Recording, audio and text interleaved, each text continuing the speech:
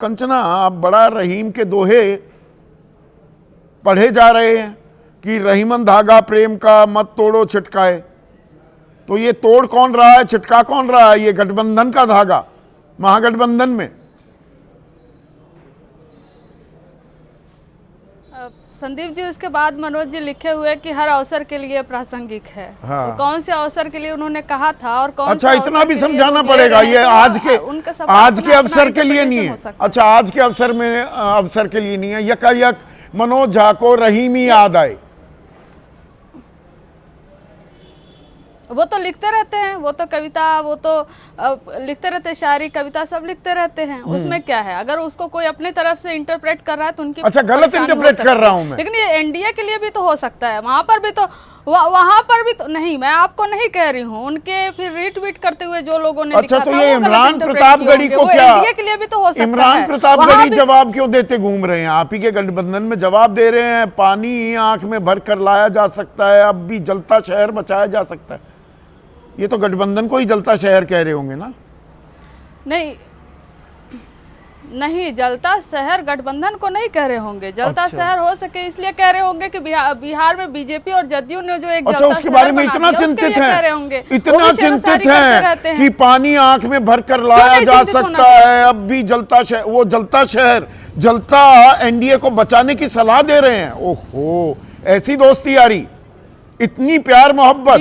यहाँ तो मतभेद और मनभेद दोनों होने लगे हैं राजनीतिक लोगों में। बिहार को बचाने की? अच्छा, नहीं, बिल्कुल नहीं ना, बिल्कुल नहीं संदीप जी, बिल्कुल नहीं। जलता शहर बिहार को बना दिया है जदयू और एनडीए ने, बीजेपी ने मिलकर। उसको बचाने की बात हो रही है, उसके लिए साथ आने की बात हो रही है। सौहार्द और प्रेम के लिए अगर कोई शेर लिखता है, कुछ पढ़ता है, तो उसमें राजनीति कैसी? अच्छा, और ऐसा इससे प्रेम, क्या हो सकता है? इतना प्रेम। कल गए थे, कल तो तेजस्वी, परसों शाम को ही पहुंच गए थे दिल्ली।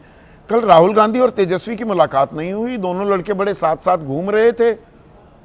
वो वोटर अधिकार यात्रा में गाड़ी चला रहे थे, तेजस्वी हाथ हिला रहे थे, राहुल, मुलाकात ही नहीं हुई। ऐसा कोई ऑफिशियल नोटिफिकेशन, ऐसा कुछ प्रेस नहीं जारी किया गया था कि राहुल गांधी जी से मिलने जा रहे हैं तेजस्वी जी। आपको भी मालूम है कि कोर्ट में कल पेशी थी, उसके लिए गए हुए थे। तो वहां पर कुछ ऐसा तो ऑफिशियल था नहीं कि राहुल गांधी जी से मिलने जा रहे हैं। और एक बात और बहुत क्लियर है, बिहार का चुनाव है, चाहे बिहार का चुनाव हो तो डिसीजन पटना से लिए जाते हैं, दिल्ली से नहीं। लोकसभा का चुनाव नहीं है कि डिसीजन दिल्ली से लिया जाएगा, बिहार का चुनाव है। मुकेश सहनी गलत बता रहे थे और पटना कि महागठबंधन थोड़ा अस्वस्थ है। अब आप ही के घटक बोल रहे हैं, मेरी बात नहीं है। मेरी बात को तो आप खारिज कर देंगी। मुकेश सहनी तो कल कह रहे थे कि गठबंधन अस्वस्थ है, उपचार के लिए दिल्ली चलना पड़ेगा। सारे डॉक्टर दिल्ली में हैं, डॉक्टर दिल्ली में थे, आपस में बैठकर मुलाकात ही नहीं की, ना उपचार किया।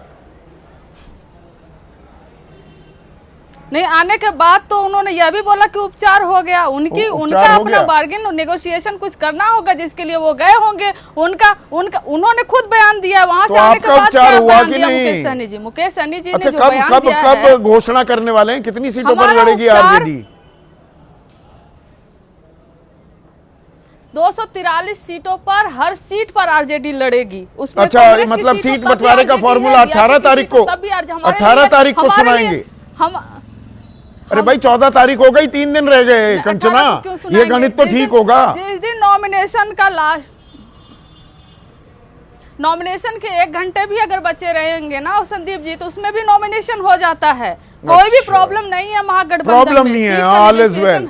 ये भाकपा माले वाले 18 सीटों पर अपना यकतरफा ऐलान कर दिया। इंतजार इंतहा हो गई इंतजार की, वो गाना है ना, वो गाना गाते हुए दीपांकर भट्टाचार्य ने 18 उम्मीदवारों को सिंबल बांट दिए। देखिए, उनकी जो सिटिंग सीट थी जिस पे कंफर्मेशन है कि वही लोग लड़ेंगे। अच्छा, कंफर्मेशन है, नेगोशिएशन नहीं करना है। कंफर्मेशन है, नामांकन के लिए पोस्टर जारी कर देते, हाँ, उस पर उनकी सिटिंग सीट है, उनकी सिटिंग सीट है। वो उनको कंफर्मेशन है कि हाँ, उस सीट पर उनको लड़ना है। जिस सीट पर कोई बार्गेन नहीं करना है किसी को, उस सीट के लिए अपना नामांकन कर रहे हैं। उसमें किसी को मतभेद नहीं है, ना ही मनभेद है। जहां तक अगर सीटों का नेगोशिएशन कौन किस पर जीतेगा इस बात को लेकर है, तो उसका भी इलाज पटना से होगा। डॉक्टर पटना में है और डॉक्टर पटना में ही रहेंगे। और बिहार चुनाव के डॉक्टर पटना में ही रहते हैं, दिल्ली में नहीं रहते हैं। अगर किसी को गलतफहमी हो कि एम्स में आकर, दिल्ली एम्स में इलाज कराए, उनको ये तो भी मालूम एम्स होगा में कि है आगे भी ये एक जो एम्स है, वहाँ भी इलाज होता है। महागठबंधन तो का एम्स जो है, जो ये सारे डॉक्टर हैं, एम्स के डायरेक्टर कौन, राहुल गांधी हैं या तेजस्वी यादव? एम्स के डायरेक्टर तेजस्वी जी ही हैं, और तेजस्वी जी ही थे और तेजस्वी जी ही रहेंगे। और इसका ये आप इसमें हंस रहे हैं, हंसने वाली बात नहीं है। ये बिहार अगर खुद भी चाहे तेजस्वी जी कि वो डायरेक्टर नहीं बने एम्स के, तो भी जनता नहीं मानेगी। ये बिहार की मांग है कि तेजस्वी जी एम्स के डायरेक्टर रहें, वही इलाज करें, वही बिहार के भविष्य हैं, वही बिहार को सुधार सकते हैं, पटरी पर ला सकते हैं, विकास के रास्ते पर ला सकते हैं। तो इसमें इफ एंड बट का मामला नहीं है। अगर इफ कुछ एंड बट सीटों का पर नहीं है। कहीं पेच फंसा भी होगा, मैं मानती हूँ कि फंसा अच्छा, भी फंसा होगा, हुआ है तो पेच, उसका- ये तो कम नहीं, से कम कोई चलिए नहीं, इतना कौन मान सा लिया। ऐसा गठबंधन है जहां पर ऐसा नहीं होता? नहीं, परेशान कौन कर रहा है? नहीं, इतना ये नहीं। कांग्रेस अगर कांग्रेस सीटों फिर पर से कौन आंखें सीट तरेरने पर- लगी। कोई नहीं कर रहा, क्यों करेगा? नहीं, खबरें तो ये भी आई मुकेश सहनी पर नहीं, भरोसा एक नहीं बात कर का पा रहे ध्यान हैं रखिए, तेजस्वी। मैं एक बार आपके एक बार मैंने आपके शो पर कुछ बोला था, काफी हल्ला लोगों ने किया हुआ था। एक बात याद रखना चाहिए कि आरजेडी को कोई आंखें नहीं तरेड़ सकता, तेजस्वी जी को कोई आंखें नहीं तरेड़ सकता। ना हम किसी को दबाते हैं और ना ही किसी के मुकेश दबाव सहनी में पर रखते पूरा हैं, और भरोसा ना ही है। हम झुकते हैं। बात है नेगोशिएशन के, क्यों नहीं होगा? गठबंधन में जो लोग हैं, तो क्या मुकेश सहनी जी को बीजेपी पे भरोसा होगा, जो उनके एमएलए को तोड़ कर ले जाते हैं, खरीद कर ले जाते हैं, और उन्हीं एमएलए को मिश्री जो है उन्हीं इसीलिए MLA ज्यादा का टिकट सीट कट ना जाता दे, है और ज्यादा रोते सीट फिर ले रहे। लिया, बताइए, कुछ मुकेश जीत सहनी जात जी के गए, साथ में पता लगा पाला बदल लिया। कांग्रेस भी इस मामले में तेजस्वी का समर्थन कर रही है। तो मतलब पेंच मुकेश सहनी है या पेंच दरअसल कांग्रेस ने फंसाया हुआ है? मैं ये जानना चाह रहा हूं। पेच कोई नहीं फंसाया हुआ है। पेच जो है वो कहाँ, कौन कैंडिडेट जीतेगा, कौन लड़ेगा, उस पर वार्तालाप चल रहा है संदीप जी। और बहुत जल्द ही आपको एक मिल जाएगा, आपको भी ब्रेकिंग न्यूज चलाने को मिल जाएगा। वो एक हरियाणा में, पश्चिमी उत्तर प्रदेश में कहाँ जीत सकती है। हाँ, वही जीत की जो बात आप कह रही है ना कंचना, हरियाणा और पश्चिमी उत्तर प्रदेश जिस इलाके से मैं आता हूँ, एक देसी कहावत है, गांव बस्या नहीं मंगते आंडगे।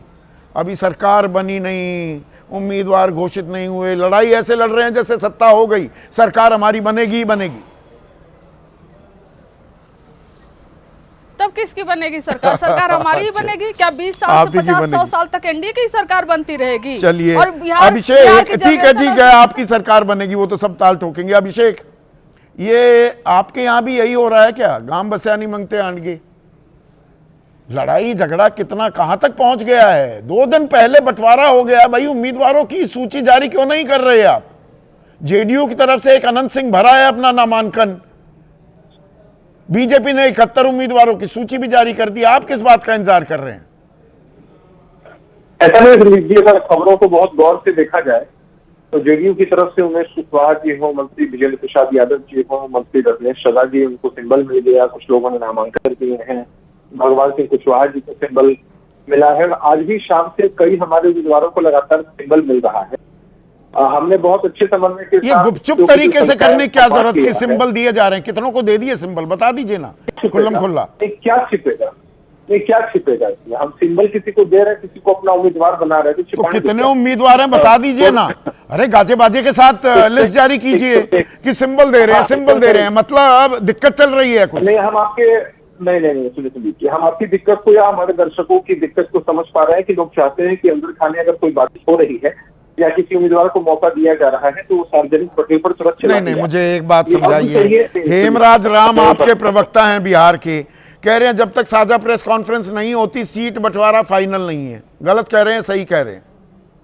नहीं, उनके पास जानकारी नहीं होगी। हमारी पार्टी में स्पोक्स पर्सन तो है, लेकिन उनके पास जानकारी नहीं। अच्छा, ऐसे प्रवक्ता रखे हुए हैं जिनके पास जानकारी नहीं है। अच्छा, केसी त्यागी तो सलाहकार रहे हैं नीतीश कुमार के, सबसे वरिष्ठ नेताओं में से एक हैं। वो कह रहे हैं चिराग कुशवाहा और मांझी वो बीजेपी के साथ हैं, बीजेपी को ही जो हल करना है या उनके साथ क्या समझौता करना है वो बीजेपी का काम, हमारा कोई लेना देना नहीं। इसके मायने में क्या निकालूं? मैं बहुत विस्तार से आपको समझा देता हूँ अगर आप मुझे बोलने का मौका दें। है क्या कि भारतीय जनता पार्टी के नेता लगातार उन दलों के संपर्क में है, हम सब एक मजबूत गठबंधन में, इसमें भी कोई शक नहीं। लेकिन हम जब 5 साल 10 साल बैठते हैं तो कोई तो लीड लेकर सबसे बात करता है। अगर सभी लोग सबसे बात करना शुरू कर देंगे तब तक शायद बात ही नहीं बन पाएगी। चिराग से बात नहीं करनी जेडीयू को, एक बात साफ हो गई ना। 29 सीटें किस बिना पर दे दी गई? वो थोड़ी फटकार भी लगी है क्या संजय झा को और ललन सिंह को, नहीं। मुख्यमंत्री नीतीश कुमार से? सारी बकवासपूर्ण बातें हैं, फिजूल बातें हैं, कहीं इन बातों में कोई सत्यता नहीं है। अगर हमको भी कोई भ्रम फैलाना हो तो हम भी कह सकते हैं कि रात के अंधेरे में प्रताप यादव जी और तेजस्वी यादव जी गलबनियां कर रहे थे, इस डर से गलबनियां कर रहे थे कि प्रताप यादव जी ने साल ठोक भाई 2 दिन हो गए, 48 घंटे हो गए, सीटों के बंटवारे का फॉर्मूला उसको सार्वजनिक हुए, अभी तक आपने ये नहीं बताया कि अब आपके उम्मीदवार कौन है, कितनों को सिंबल दिया है। ये बात, ये इस पर ऑफिशियल सीक्रेट एक्ट क्यों लगाए बैठे हो? नहीं, बहुत मैं जवाबदेही के साथ संदीप जी आपको एक बात बताता हूँ। लोक जनशक्ति पार्टी रामविलास हमारे साथ पहले बार विधानसभा का चुनाव लड़ रही है, 5-5 हमारे दल हैं। हमने सीटों की संख्या बांट दी है, इसमें कोई शक नहीं है। 90% सीटों पर उम्मीदवार कौन होंगे यह भी तय हो चुका है, कहीं घटक दलों के साथ समस्या नहीं है। जिन सीटों पर आप पिछली बार लड़े थे उनमें से जो मेरी जानकारी है 5 से 7 सीटें कम से कम उनमें मजबूत सीटें हैं, वो चिराग पासवान मांग रहे हैं, दावा उस पर कर रहे हैं। अभी अजित द्विवेदी इस बात पर और विस्तार से बताएंगे। आप वो देने को तैयार नहीं है किसी भी कीमत पर। असल पेच यहां अटका हुआ है क्या? मैं वही बात आपसे बता रहा हूँ कि गठबंधन में जब हमारे साथ इतने घटक दल हैं, हम इतने व्यापक तरीके से पहली बार विधानसभा का चुनाव लड़ते हैं, तो जो बात आप कह रहे हैं बहुत स्वाभाविक सी बात है। बहुत बार ऐसा होता है कि हमारी सिटिंग सीट पर, बीजेपी की सिटिंग सीट पर लोक जनशक्ति पार्टी रामविलास या उपेंद्र कुशवाहा जी की पार्टी या माधी जी की पार्टी चाहे कि आपको मौका मिल जाए, इसमें कुछ भी अस्वाभाविक बात नहीं है। नहीं, जीतन राम मांझी का एक बयान आया अभिषेक झा कि नीतीश की नाराजगी जायज। आपके घटक कह रहे हैं कि हाँ नीतीश नाराज है, उनकी नाराजगी जायज, अकेला चना भार नहीं फोड़ सकता। वो कह रहे हैं भाई 29 सीटें किस नाम की, चिराग पासवान को दे दी, और उसमें गिरिराज सिंह फिर निशाना साधते हुए दिखते हैं। वो क्या कह रहे हैं ट्वीट करके, ये होता है असली स्ट्राइक रेट। आज मजबूत सीट लेकर स्ट्राइक रेट का झुंझुना बजा रहे हैं।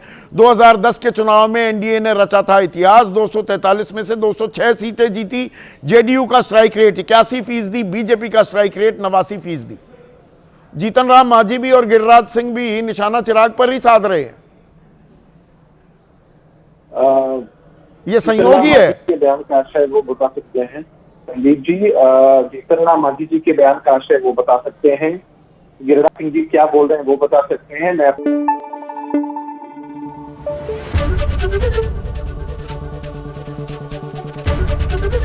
एबीपी न्यूज आपको रखे आगे।